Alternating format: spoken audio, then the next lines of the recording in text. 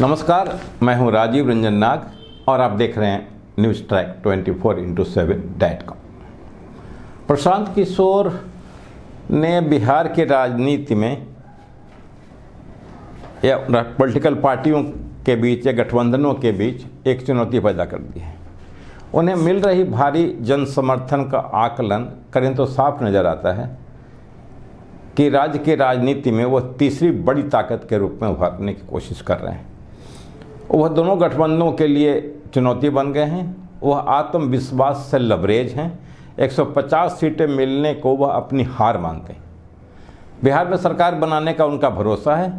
वह यह भी कहते हैं कि अगर नीतीश कुमार को 25 सीटें भी मिली तो वह राजनीतिक छोड़ देंगे, या तो खाता खुलेगा या फिर सरकार बनाएंगे। उन्हें सुनने के लिए भारी भीड़ आ रही है।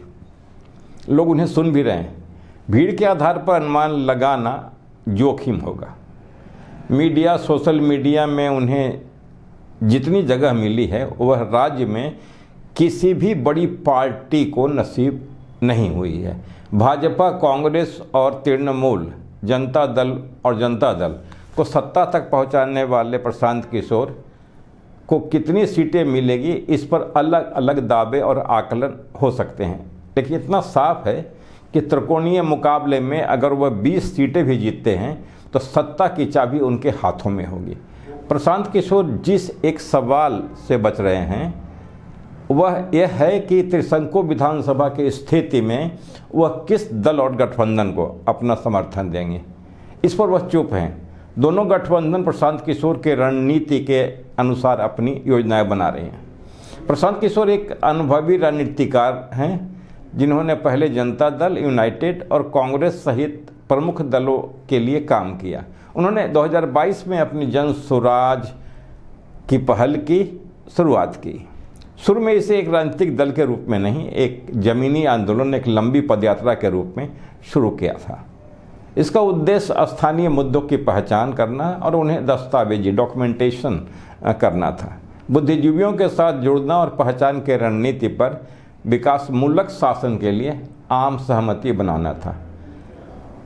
सभी 243 विधानसभा में अगर जीत होती है और उनकी सरकार बनती है तो किसी भी बिहारी को जॉब के तलाश में कभी बाहर नहीं जाना पड़ेगा, ऐसा भरोसा दे रहे हैं। बिहार के युवाओं को रोजगार बिहार में ही चाहिए। बिहार में जनता का शासन बनने जा रहा है। स्थानीय नौकरी सृजन पर वो ध्यान दशकों से बिहार में चुनावी रणनीति पर हावी रही। उन्होंने 2022 में अपनी जन स्वराज पहल की शुरुआत की। 243 विधानसभा सीटों पर चुनाव लड़ने वाली राजनीतिक पार्टी नीतीश के नेतृत्व वाली एनडीए सरकार पर तीखा हमला बोला।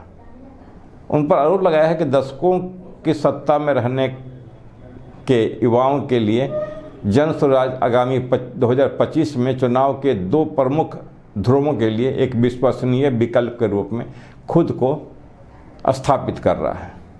जन स्वराज पार्टी एक ऐसी पार्टी है जो 3 साल से जनता के बीच है। 44 लाख नए मतदाता बने हैं। प्रशांत किशोर की बातें उन्हें आकर्षित कर रही हैं। राज्य की 7.2% आबादी नौकरी और रोटी की तलाश में पलायन करती है। प्रशांत किशोर ने भरोसा दिया है कि उनकी सरकार में उन्हें बाहर नहीं जाने दिया जाएगा, ये इसकी ज़रूरत नहीं पड़ेगी। हालांकि विचारधारा के आधार पर वो अपनी पार्टी को कांग्रेस के करीब मानते हैं।